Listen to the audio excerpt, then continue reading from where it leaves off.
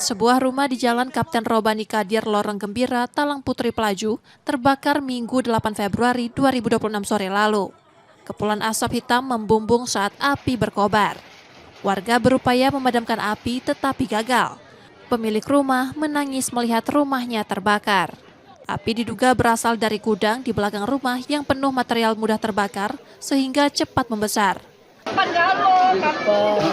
Nah, posisi gudang di belakang gitu. Iya di belakang, di dapur pula. Tiba-tiba api lah besar yuk. Iya lah besar api tu, lah besarnya lah. Dari pojoknya apa dari bawah? Dari bawahnya. Oh, dari bawah. Kursi-kursi kalau di situ. Gudang dekat dapur, gudang tuh. Iya dekat dapur. 4 unit mobil pemadam kebakaran akhirnya berhasil menjinakkan api sekitar 1 jam kemudian.